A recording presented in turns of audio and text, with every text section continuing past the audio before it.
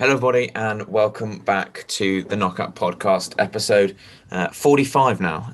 We're back for another week. We were just talking before we came on air that we seemingly got around about 330 viewers on our second last podcast. Not quite sure how. We know it was a McGregor week, so the algorithm clearly likes McGregor, so we'll just keep saying McGregor. Yeah, there we go. That should boost us up the algorithms, but me and Jack are back for another week. Jack, how you doing? Doing pretty good. It's absolutely freezing now. I know we had in the summer, we were always complaining about how hot it was. Now I'm freezing. I know we've had a lot of snow up here in Durham. Everyone's been sledding down the big hill, and you know, I love everyone putting it on their Instagram stories, because honestly, if it wasn't on everyone's Instagram stories, I would not know it was snowing. So it's great that I've just got everyone keeping me up to date. I don't need to see it, but anyway, enough of the snow. Today we're going to talk UFC Vegas 18. I think that's what number they're on now. Overeem versus Volkov, and then move towards a piss poor, for lack of a better word, pay-per-view at the weekend, which although has got an intriguing main event, has got not really a whole lot else to it. But we'll get to that in a minute. Macy Barber is the co-main, and that tells you everything you really need to know. Yeah. Macy Barber coming off a loss, and Alexa Grasso, I think, also, coming off a win. But I do like Alexa Grasso, to be fair. Can't argue with that. I don't know, but yeah, I hope she boxes Macy Barber up. But we're getting ahead of ourselves. We will return to that thrilling co-main in probably about 20 minutes. But we'll start with Volkov versus Overeem. Do you want to start at the top, or should we sort of work our way up? We'll start at the top, mate, as well. Okay. Main event.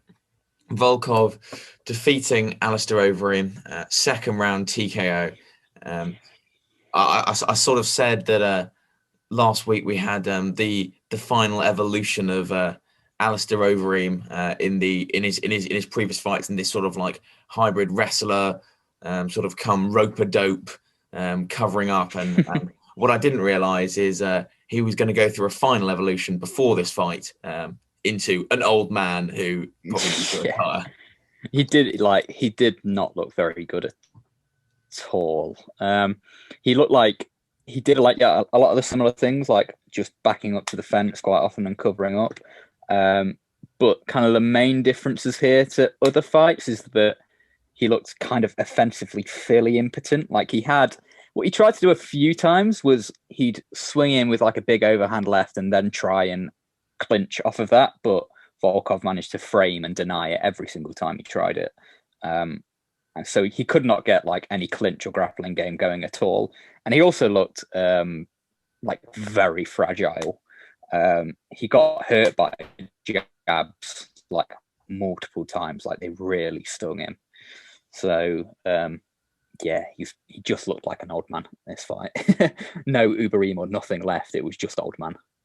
Yeah, no, it was a really sort of sad performance. As I said, you mentioned there, he was very slow. I think also I'd found in his other fights he'd been quite good in terms of fighting, or sort of his distance. If he was going to fight a distance, sort of like he did against Rosenstruck with the leg kicks, not getting into anything too chaotic. He was good at doing that. And then sort of in some of these later fights, he's been good at sort of getting in range, getting in the clinch, getting his knees off, or getting the takedown. Here, he was just sort of like stuck between two, and he was just sort of standing in the pocket. Yeah. And against a guy like Volkov with his reach, as you said, just jabbing him, going well enough to the body, given that high guard that Overeem sort of takes up. And when Overeem sort of shelled up, it was really easy pickings. He was sort of jabbing, going sort of through the guard, around the guard, and it was, a solid performance, but a markedly regressed Overeem in this performance. Yeah, it is difficult to say how much like he's necessarily regressed and how much was due to Volkov. Like, I think he did have particular trouble with the range of Volkov. It meant that Volkov had, when Overeem tried to like get into the clinch, Volkov had kind of so much time to see it coming because he's so much further away than like other people might be, which meant it just had those like extra split second or whatever to get the frames in and just deny it completely. But I think he did look far more fragile, as I said, compared to other fights, and that is one of the things that like you really look for if you're looking for like a downturn in a fighter. And that was pretty clear to see. Overeem really couldn't take much punishment at all. Although, like, he did obviously by the end of the fight absorb quite a lot. Very little things were hurting him. So yeah, impressive by Volkov. He did what he needed to do, and he looked far more aggressive, I think, than he has in some previous fights. So that is like kind of a good point for him, and obviously a good point being able to at least deny the clinches and not get kind of out grappled very easily like he has in the past. So somewhat of an improvement. So it'd be interesting to see what he does going forward.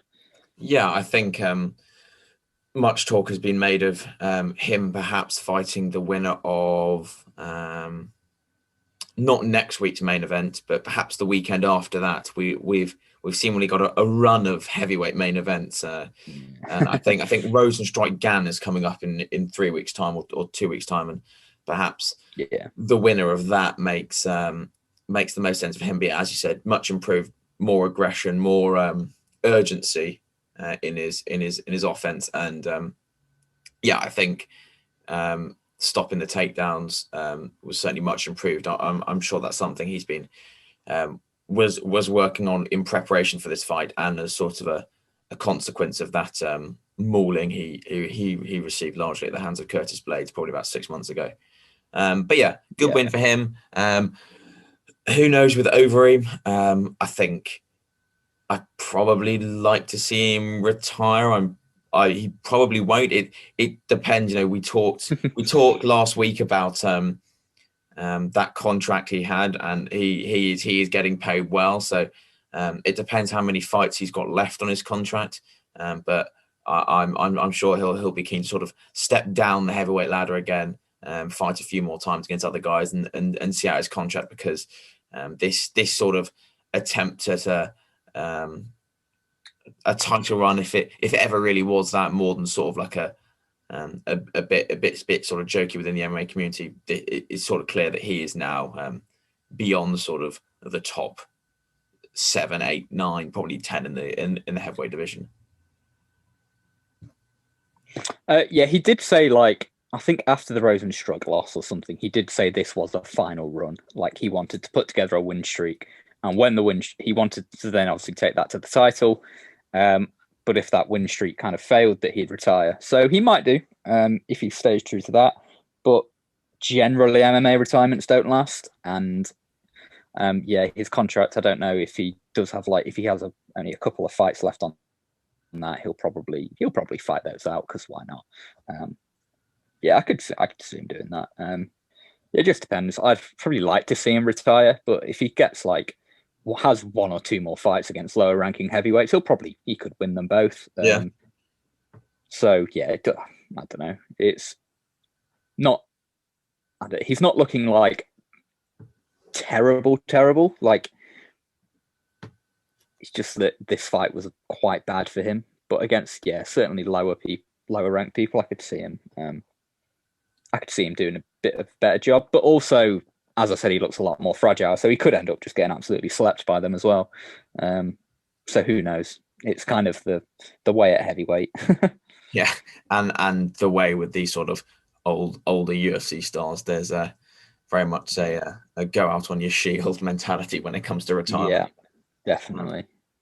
But yeah, we'll move past the main event. I mean, we go to the co-main. So seemingly with Sandhagen fights, we don't seem to have a whole lot to go off. I remember we went in to the Aljamain Sterling fight with a whole lot of intrigue to see how that one would go, and that lasted sort of all of a minute. We went into this one perhaps with not the same level of intrigue, but still this was a fun matchup. Edgar coming off that win against Munoz and Sandhagen off that win against Marlon Moraes.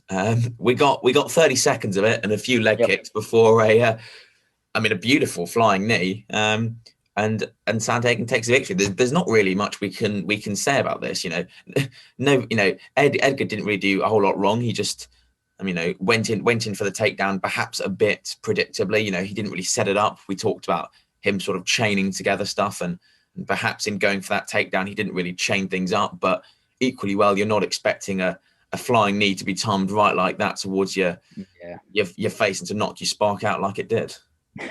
Yeah, you said it was a fun match, but I doubt it was that fun for Frankie Edgar. But yeah, it is a difficult thing to like. Quick matchups, there's always, you're still left with like kind of a lot of questions, but you can just say that like what happened. Edgar kind of pressured him to the fence early. Sandhagen circled out. A few kicks, and then the Edgar kind of I can't remember, he either looked to land, like go for a takedown, or land kind of more of a dipping shot or something, and then just got his head kneed off like pretty much the first time. So the timing on it from Sandhagen was very impressive. Like the way he managed to do that without really getting any reads at all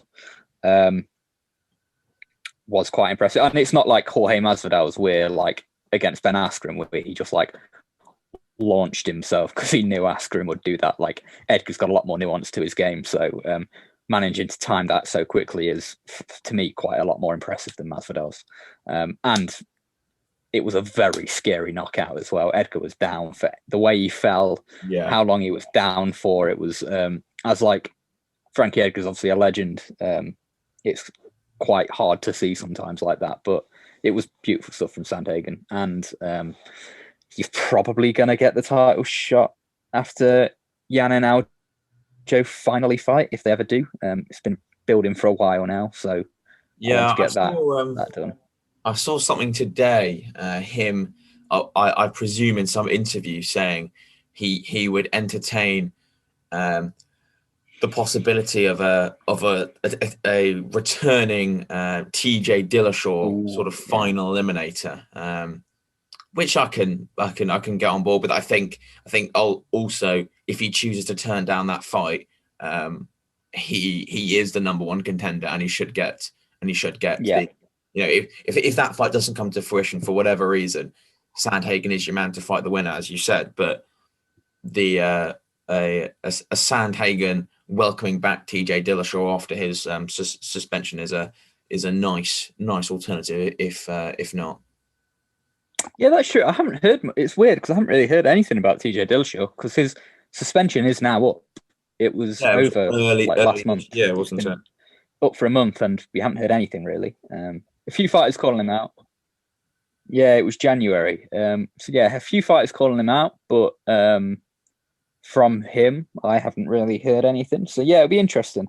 If they give him a title shot straight away, that would be awful, terrible matchmaking. I'd hate it. But something like, Sandhagen, Dillashaw actually sounds really, really good. Someone else called him out recently. I think Jose Aldo called him out as well, didn't he? That's a good one.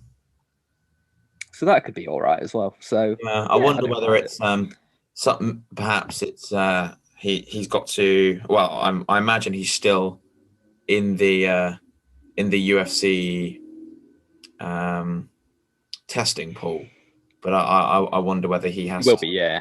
I wonder whether you have to serve 6 months after your suspension before you're allowed to fight. I've no idea what the rules are. I don't know. I should probably know more about that. But like, I think when they're on suspension, like the 2 years, he remains in the USADA testing pool. So USADA should be testing him over those 2 years. So he shouldn't have to wait 6 months because the 6 months was for retirement where they weren't getting tested over all that retirement time. And then they have to wait 6 months to get back into the pool and make sure that like they've not got any kind of long-term things. Whereas Dillashaw should have been being tested the whole time. So he shouldn't have to wait 6 months. He should be able to just fight from the suspension. Yeah, we shall see. Anyway, Yeah, like with John Jones. Sorry to interrupt. no, it's all right. Again, John Jones. I think his fight with Cormier at 214 was booked before he finished his suspension, and when they had like the press conference, John Jones was still technically suspended, which was like one of the things DC was like saying to him at the press conference. So yeah, you don't have to go through that 6-month delay. Yeah. When you were suspended. So yeah, you should be eligible to fight. Yeah, there has been. I haven't seen him sort of pop up in any interviews, but I mean, the sheer fact, as you say, that people are mentioning him and calling him out must mean that he's nearing a return. But we will see. Elsewhere on the card, I mean, Guida Johnson was, what everything we sort of expected it to be. Clay Guida sort of grinding it out. This was, we said, oh, Michael Johnson looked good in his last fight against Thiago Moises. In that first round, he did not look that good. There was a lot of swinging and missing, and a lot of sort of grind. That's what I was going to say. Guida. It was everything. Kind of everything what we expected. What we expected was Michael Johnson to look good in the first round and then completely implode. What happened instead was he just didn't look good at all. Yeah. So yeah, that was the fight. Yeah, it was just not particularly interesting. No, not the best of. Pantoja Cap, that was fine. All right, nothing really to report. We'll go to the last one that we sort of previewed heavily, which did get fight tonight. I just checked that now. Yeah. Beneil Dariush, Diego Ferreira, Beneil Dariush taking the split decision, although I probably thought he should have won it unanimously, but that's all by the by. Yeah, well, I found it a bit weird that it was a split. I thought that it was fairly clearly Dariush that won this. I don't know what 2 rounds you'd give Ferreira. To be honest, I think I'm trying to remember the rounds clearly, but in my head, 30-27 for Dariush would have been a not terrible score. So yeah, a bit of a weird scoring, but a very fun fight. So yeah, we did enjoy it. We did preview that, and we did say that would be fight of the night. So it's a win for us. And yeah, no, I did really enjoy that one. What do you think of it? Yeah, I thought Beneil looked good. He did strike me as perhaps his game planning was a bit more one-dimensional than I thought. I thought he would keep it on the, well, at least I thought he'd be more willing to strike with Ferreira, but I think quite early on it was clear that he saw his best path to victory as getting it down, or at least a more sort of grindy win. I thought Ferreira did come into it more towards the end. I could see the final round being given to Ferreira. I thought he was beginning to get better. His boxing was a bit better. But yeah, I mean, I don't think particularly there was. You can say, Ferreira had a bad fight. Ferreira fought a good fight. Couldn't quite get his stuff going on the ground when he was taken down, which is difficult if you're working for the back against a guy like Dariush, who is a good wrestler in his own right. And yeah, I was impressed with Dariush. I think if this went longer than 3, I think you'd probably see Ferreira grow into it, and I think Ferreira was growing into it. It's a difficult one for Dariush now because he's the guy that is now running is on a big win streak. I don't know how many now this is in a row. This might be sort of 4 or 5, no, 6 wins in a row. But he's a guy that provides probably quite a tough test for a lot of fighters. I think probably a lot of the guys above him wouldn't mind it, but it doesn't really provide much upside fighting him, because if you fight him and lose, then that's obviously bad. And if you win, I'm not sure you get a whole lot of credit for for beating him. Yeah, this is groundbreaking analysis. If you fight him and lose, that's bad. Yeah, there you go. Yeah, no, I do get what you mean though. Like there isn't much to gain from a win against him, and obviously a lot to lose. Yeah, no, he is like just kind of a tough matchup for a lot of people. due to him just being fairly competent everywhere. And we said he's not, and like, he isn't very athletic, and that does go against him, but he is still like crafty enough to make it a tough fight with everyone apart from the really upper echelon. So yeah, it's not a very high value fight that people want to be taking. But I found it, like Ferreira just really couldn't get kind of his own game going. Like, he didn't pressure Dariush at all.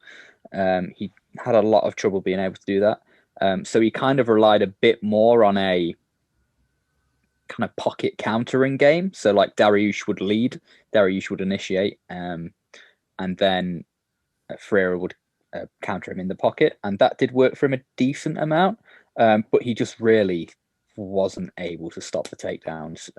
It's like very kind of low level analysis, but like that's just what it comes to. Like, he just couldn't really stop the takedown, and then couldn't get much going from his back because it's very difficult against a competent wrestler. So yeah, it was a bit disappointing for Dariush. I really do like him as a fighter, and he is getting on a bit. So whether he gets another kind of like run towards the top of the division, it's not guaranteed, so which is quite sad. So I'd like to see what Dariush does from here, and I'd like to see what Ferreira does from here. Yeah, we shall see. I mean, in the lightweight division, there's no shortage of fights available. I think for someone like Dariush, perhaps could look up for maybe someone like Hooker, perhaps. That I'm not sure that would be a bad fight. And for Ferreira, I mean, perhaps the Drew Dober fight that was called off. That's a fun fight that can still go ahead. Elsewhere on this card, before we move off, what else was there? Molly McCann lost again. There was some. I think she had her dad or her granddad passed away or was severely ill. So I think that might have been playing on her mind, but not her best performance. Zalal, who we talked about, he lost to Seungwoo Choi. Some cracking pronunciation. That wasn't his great either, but a few stuff to talk about and some good some good fights in there, if nothing else. But yeah, moving on to the weekend and UFC 258. There's some good fights on the card. There's some fun fights, but perhaps not a whole lot with huge top end division relevance. Perhaps ultimately bar the main event. Sort of elsewhere on the card. I know we've talked off air, but what are some of the fights you're sort of looking out for? Apart from obviously the main event, Ricky Simone, Brian Kelleher, I think will be a fairly fun fight. I decently favour Simone. I think he'll probably just they'll have fun exchanges on the feet, and then Simone will probably hit like reactive takedowns. Is how I see that fight going for quite a lot of it, and I see it being fun and scrappy. And Kelleher can threaten. He's got a fairly good game. He's got a number of finishes with that actually. He's quite a good guillotine, so I probably don't think he'd get it on Simone. Obviously he could, but I think that'll be a fun fight. It'll probably go the distance, to be honest. Simone's not much of a finisher. So yeah, no, that'll be fun. I'm excited for that one, and it's very nice and early actually as well, so I could watch that before I go to bed. This is very true. So that's cool. Elsewhere on the prelims, Andre Ewell, Chris Gutierrez, that could be a fun one. I always think Andre Ewell's a fairly fun fighter. Bilal Muhammad, someone I've always sort of kept an eye on. I do like Bilal Muhammad actually. I forgot that he was on this card. I've just seen him now. Bilal Muhammad is always fun. He's like one of those guys that's like not kind of really super athletic and doesn't really have like a dominant kind of area, but he's very, very scrappy and can really make a fight with most people. And to be honest, I think he'll probably beat Diego Lima here. So yeah, that'll be cool. Bilal Muhammad, it's fun. Who else? Rodolfo Vieira, who is obviously very high profile in the world of jiu-jitsu. He's coming in for his third fight now in the UFC, fighting against Anthony Hernandez. Obviously headlining the prelim portion of the card. So obviously someone who they want to give some exposure to. He'll be good fun to watch on the main card. Sort of taking up the Guida versus Johnson in brackets, but a bit better quality veteran fight.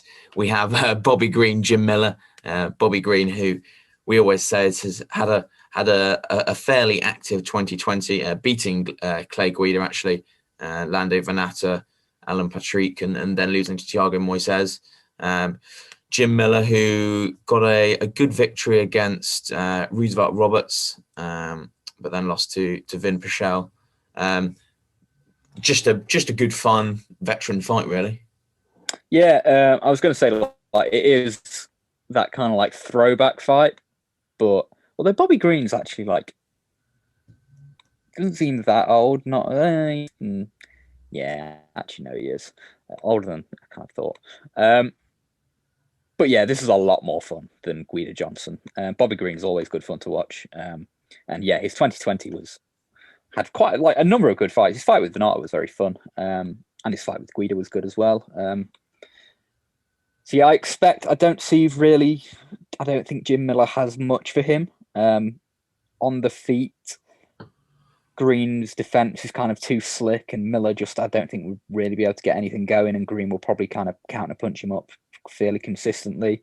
And Green's got good takedown defense and solid kind of a bit more kind of out there grappling. It might not too out there, but like he's got very good defensive grappling, and it's quite fun.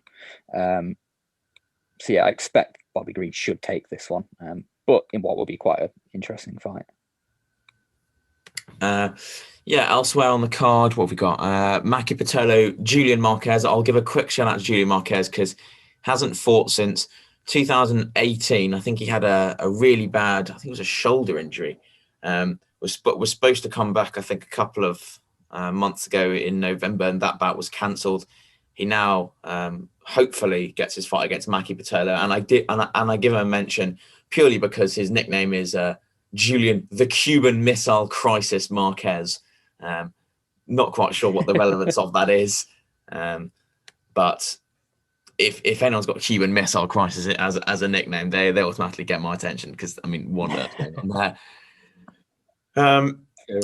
Kelvin Gaslimi and Heinisch. I think I saw before we started recording, Gaslam made weight, which is normally one of his main problems, or at least coming in some shape. He's on a 3-fight skid, which is not great. Although when you look up at when you look at it, it is Adesanya, Till, and Hermansson. So, three very solid guys up inside the top sort of 6-7 of the middleweight division. Coming up against Ian Heinisch, who I'm not really sure what Ian Heinisch does all too well. He just sort of like does everything to sort of like a good standard, but nothing's really stood out when I've watched his fights. He's a very good defensive grappler, like a very good anti-wrestler. Yes. But like Kelvin Gaslam's not going to try and wrestle him. So people kind of just get tired and frustrated trying to take him down. I remember Derek Brunson basically just picked him up and carried him, but still like basically couldn't take him down, from what I remember. So that was quite funny. But yeah, he's a bit meh, but like interesting to watch people get frustrated to trying to wrestle him. But like, I don't think Kelvin Gaslam's going to do that. So he's probably just going to 1-2 his face off. If Gaslam's like anywhere near good anymore, I don't know. Are we saying Gaslam's got worse? No, I don't know. I feel like Gaslam's still probably thereabouts where at his like peak, so he should. He's just had kind of like quite rough matchups, and the thingy one, the Hermansson one, was a bit of a quick finish, so it's hard to tell really anything about that. So yeah, we'll see. I imagine Gaslam will probably just 1-2 him up. We shall see. Co-main, Macy Barber, Alexa Grasso. Not too much to say here. Alexa Grasso is fun with the boxing, but never seems to knock anyone out and just sort of heads to decisions. Macy Barber, who really knows what state she'll be in? I mean, she sort of sort of like bulldozed her way through a lot of division, and then came up against Modafferi. I think her knee has been out for the whole year. So an okay fight, certainly not one I'd have alongside that I'd have as a co-main of a pay-per-view, but that's a discussion for another day. We may as well get into the main event, which is sort of, as I said before, the only sort of real top of the division relevance in any of these fights. Usman versus Gilbert Burns for the welterweight strap. In an alternate world, I know Leon Edwards had his Chimaev fight pulled again. In an alternate universe, I'd like to think this would be Leon Edwards' fight, having the pandemic coming a week later. Leon Edwards does what Gilbert Burns did to Tyron Woodley and is now fighting on this card. Instead, Gilbert Burns fought on the card before COVID came in Brazil, beat Damian Maia, then beat Woodley up a few months later, and now fights this. And Leon Edwards is still waiting for his first fight since COVID started. That is my alternate universe, but it is Gilbert Burns here. And I mean, he's a guy that has earned his spots. He's gone on a good run to moving up to welterweight, and this has all got the added spice, the added detail of them being having been training partners for so many years. I know Usman's now moved out, I think permanently, to join up with Trevor Whitman and Justin Gaethje and Rose Namajunas and all that group, which I think is always a good move. This is very much a Trevor Whitman fan club on this podcast. So I always think that'll be a good move. But from a sort of very fundamental standpoint, how do you see this playing out? Obviously, we've got Usman, who we know will have that grindy, wrestly, sort of very, very risk-averse performance, but against a guy like Gilbert Burns, who perhaps won't be scared if the fight goes to the ground and also has the hours and hours of sparring. Do you think Gilbert Burns can pose a threat to Usman? I think, you did highlight kind of the training partners for years kind of like element of this fight. I think that's very interesting. Both training under Henry Hooft for like all their formative years as fighters. They'll probably shows that they do have kind of like similarities, but they do also have fairly significant differences as well. So like, for example, Usman is far more of kind of like a jabber and will pull on punches to counter, whereas Burns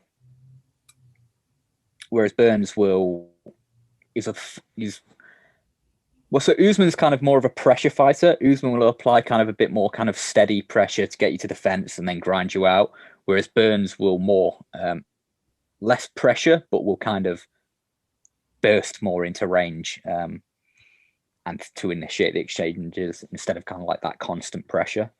And then, as I said, Usman's kind of more of a like jabber and pull, slip, counter kind of puncher, whereas Burns is kind of put up a high guard, feel you connect, and then throw a left hook after it, which is what he did to Damian Maia. So like, and Burns is more kick heavy, although Usman does throw a few kicks, mostly front kicks. Burns is the more consistent kicker of the two. But then another thing you said, which is kind of like the way that Usman kind of approaches fights is very kind of like path of least resistance sort of way.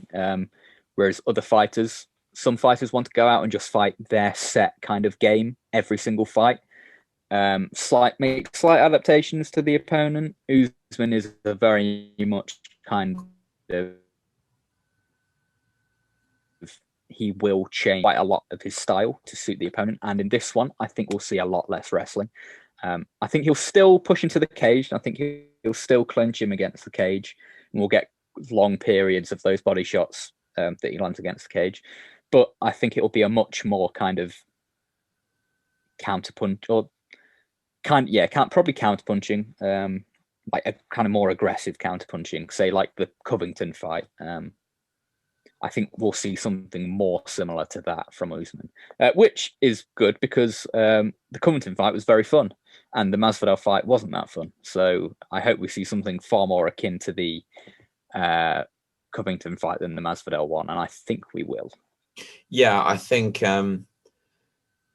you saying there that sort of path of least resistance. When we were looking at when the Usman Covington fight took place, I'm not sure there was even an attempt by Usman to initiate a takedown, and that's because he recognised Covington's strength on the ground and in much the same, but a slightly different way. Burns holds that strength on the ground in more of a sort of jiu-jitsu submission sense. So I think he'll probably try and still look at to push Burns to the cage and to have that sort of grindy clinch work that he did with Masvidal, but perhaps not with the added threat of the takedown. But I think that's probably his best shot. I think if he keeps this out in the open and tries to sort of stay with Burns in that sense, I don't know. I'm not sure how Burns will go across 25 minutes and as a sort of technical striker, but I wonder whether Burns might have the slight edge if it stays standing for or at least in the open for the duration of the fight. Yeah, I don't know. I can see like Burns does hit. He does hit very hard. That's one of the things that kind of like as he's settled in to be more comfortable on the feet, his power has really developed. Like he knocked out Damian Maia with one shot. Damian Maia has a pretty solid chin, even at his age. And he knocked down Woodley like a couple of times. And Woodley can take a hit fairly well. So Burns does hit hard, but I just see that I think Usman's probably. I think one thing Usman can do is probably adapt over the course of the fight better than Burns can. Burns is kind of set in his ways a bit more as a fighter, I feel. He'll go out and fight the fight that he wants. And if it's kind of not working, he'll just try and do that same thing harder. Whereas I feel that Usman can adapt a bit more over the course of the fight. And I also, think Usman has the better jab and can probably use that to control the fight, I think. And Burns is quite counterable, I think. Woodley didn't have really any success countering him. One, because Woodley's really ridiculously low output these days. And two, because Burns cracked him quite early on that discouraged, like in the first round, that really discouraged Woodley from trying to counter. But I think that Usman can have some success countering Burns and controlling the fight with his jab and then pushing him back to the cage. I think when you kind of like put that all together, I feel that it's a fairly big ask for Burns to get this done. Yeah, I think it's perhaps closer than some of the betting lines suggest, but I just think coming back to perhaps some of those sort of more intangible championship know-how, that doesn't make for much sort of compelling analysis. But I wonder whether Usman's just been there, done that too many times, and he'll just find a way to sort of grind something out, and will find a way to take the fight into the depths and into the areas where it becomes clear that he's got the advantage. I think another thing to say is the Trev Whitman thing. I think Usman and Burns, obviously, they have trained together a whole lot, and obviously it's different for these fights. I know I was listening to, I think it might have been on the Embedded things they were talking about, or might have been in the countdown. Henry Hooft was saying he doesn't game plan, he just sort of teaches his style, which I think, and I mean, whilst I think there probably will be more game planning against Usman because they know so much about Usman. I wonder whether Usman and Whitman, we know what Whitman's like with sort of adjusting to a game plan. I think Usman will know where perhaps he has got the edge on Burns through all those sparring and through knowing his own strengths, and perhaps Whitman is the kind of guy to sort of like weave that all together into a few small adjustments and a coherent game plan.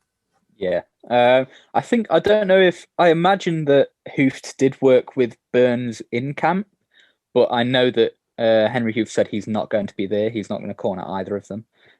He's kind of like sitting this one out.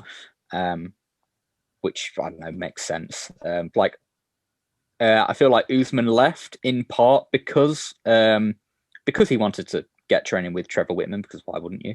But I feel like probably one of the big motivating factors for Usman leaving was kind of Gilbert Burns' rise. I think he left kind of like early mid or mid 2020, and this was after Burns had beat Maia and maybe even after the Woodley fight. So like seeing your probable next title challenge being one of your teammates, I can like understand why Usman kind of was like, yeah, it's probably now time to leave and get into some training with some other people if I want to. So yeah, I just see it. It'll be interesting if it does go to the ground. It's one thing we haven't really talked about because I don't think that Usman will choose to wrestle heavily, and I think that Burns would have real trouble taking him down, I'd imagine. So I don't see it being on the ground that much, but if it does, it will be quite interesting. Usman's a very kind of crushing, he's sort of like Khabib in some cases. Some of his tactics against the cage are very similar to Khabib, but he's a much less dominating force on the ground. He's not as good a passer. He's not as good at ground and pound, and he's not as much a submission threat as Khabib is. So I think there are ways that Burns has got quite a nice arm bar, so he can threaten with that. And also sweeps and stand-ups as well. So it'll be interesting if it goes to the ground. I'd quite like to see them grapple, but I just don't know if we will. Yeah, we will see. I think I'll lean towards Usman and all this, but yeah, I think we probably will see a more stand-up fight than perhaps we have seen in previous weeks, or previous weeks in previous weeks. Yeah, I agree. But yeah, we shall see. Obviously, we'll be back next week to review all of that. I've just had a look at next week's card, and it is all I shall say is it three of the 5 fights on the main card are heavyweight. No. One of the other 2 is women's bantamweight. So I'm not sure how much enthusiasm you'll have. Maybe a Arlovsky, Oleinik, Derek Lewis heavyweight main card will grow on me as the days go on. I doubt it, but we'll see where we are. That's a genuinely awful card. I've just looked at that. Jesus, that's one of the worst cards I've ever seen. Like, just like kind of not looking too deeply at it. That is terrible. Yeah, so look forward to that. A UFC gift. Truly. But yeah, unless you've got anything else you wanted to mention, Jack? No, that's about it from me. All right, lovely stuff. Well, thank you for listening, everyone. Stay safe, and hopefully we'll see you this time next week to talk some more on the Knockout Podcast. See ya.